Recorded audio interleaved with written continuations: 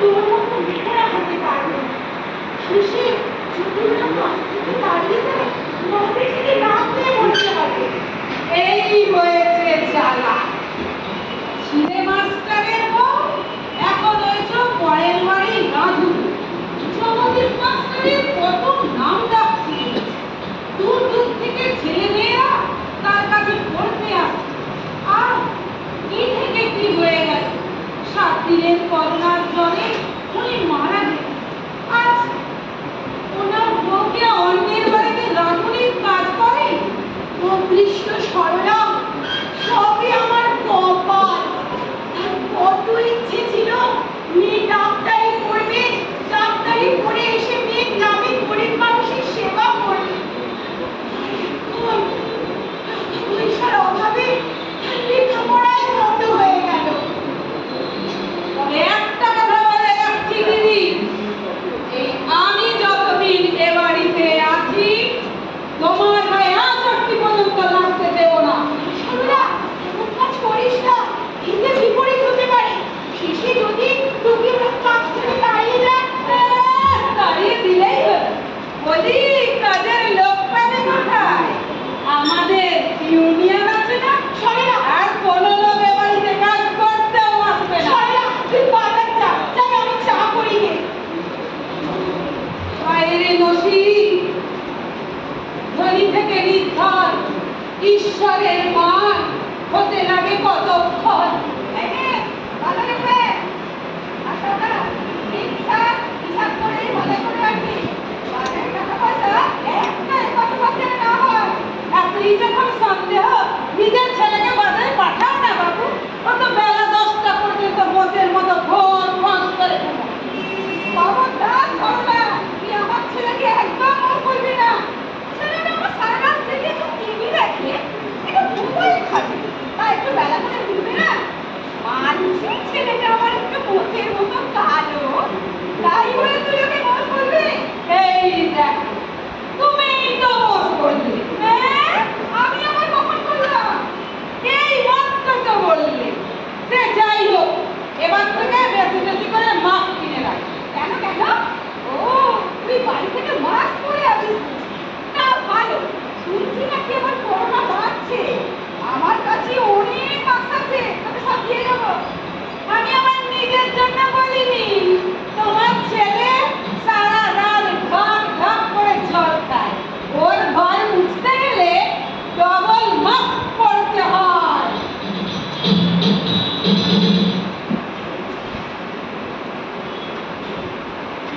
দিদি, আপনার চা। শুনলে শুনলে সবটা শুনলে, ছোট লোকের মুখের কথা শুনলে, আমাকে যা না তাই বলে অপমান করে গেল।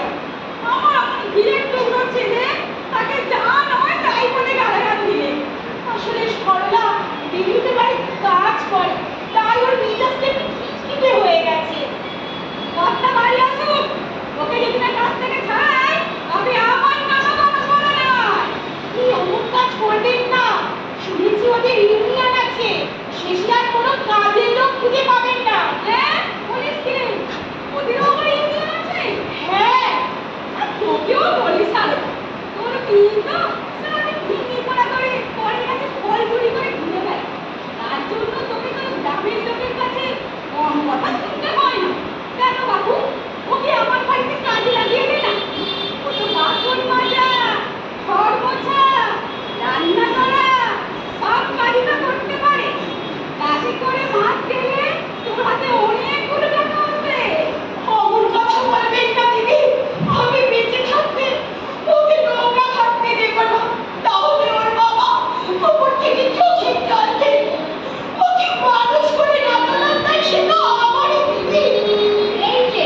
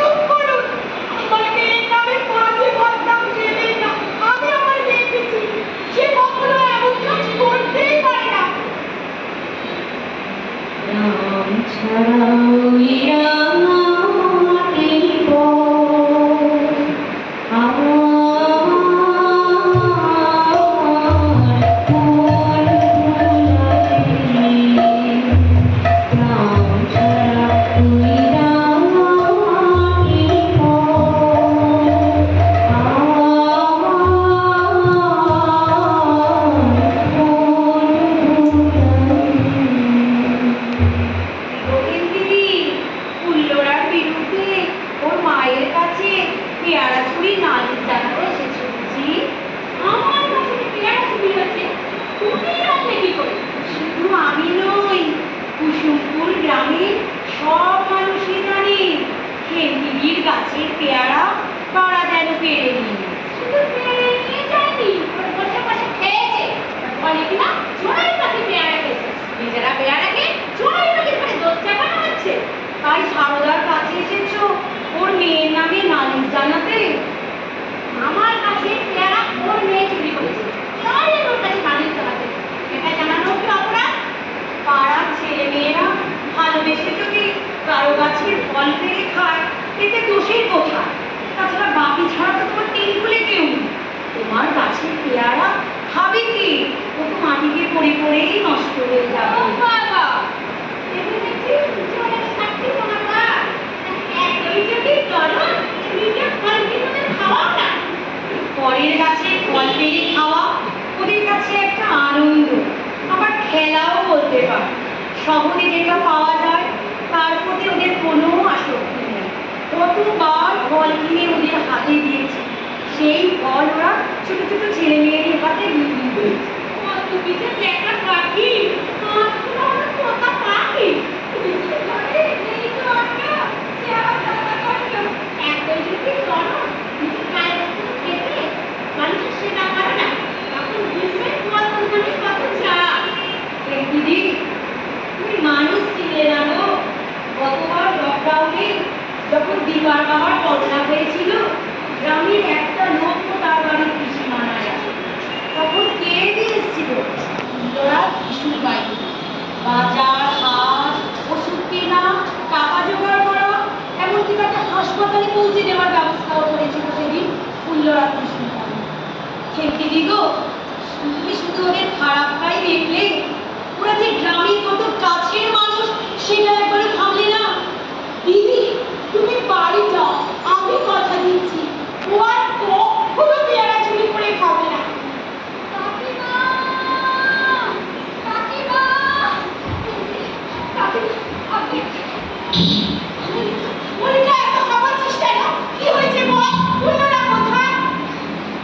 বলছি আগে টাকাগুলো ধরো। এত টাকা কোথা থেকে কে দিয়েছে বল? ও বাবা, এখন শুধু ফল চুরিতে হাত পাকাচ্ছে না, ডাকাতিতেও হাত পাকাচ্ছে। কার বাড়িতে ডাকাতি করে টাকা নিচ্ছে কে জানে? ফুলদার ভাগের টাকা রাতে দিতে এসেছে। না জেনে উল্টো পাল্টা কথা বলবেন না। ও বাবা, চোরের মায়ের কোনো আওয়াজ দেখো, তোমরা একটু চুপ করো, একটু শান্ত হও, তোকে বলতে দাও। কি এত টাকা কোথায় পেলি? কে দিয়েছে বল? বলছিস না কেন? বলছি সোনাকিসের মেয়ে রূপার আজ 3 দিন ধরে প্রচন্ড জ্বর। ফুল্লরা তাই শুনে আমাকে আর ঝুমুরকে মহিন্দার কাছ থেকে টাকা এনে কিছু টাকা রূপার চিকিৎসার জন্য ঝুমুরের হাতে দিয়ে আর বাকি টাকা আমাকে দিল তোমার হাতে দেওয়ার জন্য। আমার হাতে দেবে কেন? রূপার চিকিৎসার জন্য টাকা তুলেছিস তার মায়ের হাতে দিয়ে হয় না? আহা, কি মুশকিল! সে তো নিজে এসেই মায়ের হাতে টাকাটা দিতে পারতো। যদি ফুল্লরা নীলাদ্রি বাবু আর মহিন্দার সঙ্গে কলকাতায় চলে গেছে। কাউকে কিছু না বলে কলকাতায় চলে গেল। তুই বারণ করিসনি কেন? অনেকবার বারণ করেছি, কিন্তু ও আমাদের কোনো কথাই শুনলো না। নীলাদ্রি বাবু, তিনি আমার কে? মহিন্দার বন্ধু, কলকাতায় থাকে, বড় লোকের ছেলে। তিনি তো ফুল্লরার জন্য কলকাতায় চাকরির ব্যবস্থা করেছে। আগামীকাল তাকে জয়েন করতে হবে। এই টাকাটা তার চাকরির অগ্রিম মাইনের টাকা। সে আমাকে জানিয়ে গেল না কেন? সে 7 দিন পরে বাড়ি। ঠান্ডা, আমার কিন্তু ব্যাপারটা ভালো ঠেকছে না। আমি কিন্তু আকাশে শিউরি মেঘ দেখতে পাচ্ছি। ব্রজু, আমি এখন কি করবো বলে দিন ঠাকুর। একে আমার সর্বনাশ করলি ঠাকুর। তুমি আমার মেয়েকে ফিরিয়ে দাও ঠাকুর, তুমি আমার মেয়েকে ফিরিয়ে দাও। কি আর করবি? 7 দিন অপেক্ষা করা ছাড়া কিছুই আর করার নেই। একটু আগে কি বলেছিলাম কেন? হাতে হাতে ফল মিলতে তো আমার সঙ্গে দেখতে যা। কত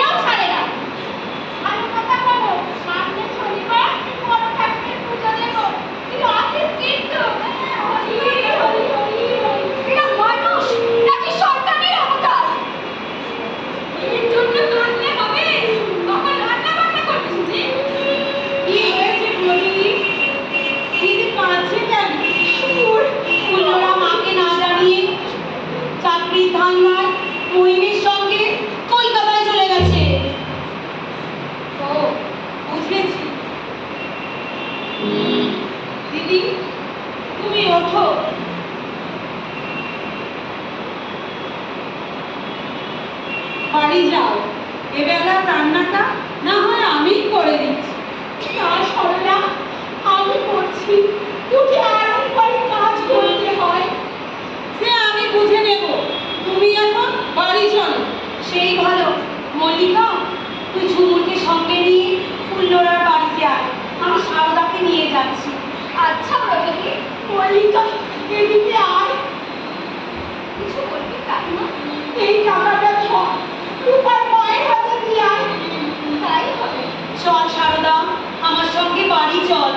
ঠাকুর, আমার এই কি সর্বনাশ হয়নি ঠাকুর, আমার মেয়েকে ফিরিয়ে দাও ঠাকুর, আমার এই কি সর্বনাশ করলি ঠাকুর, আমার মেয়েকে ফিরিয়ে দাও। অনেক বেলা হয়ে গেল সরলা, আমি সব কেটে ধুয়ে দিচ্ছি, তুই রান্নাটা চাপিয়ে দে সরলা।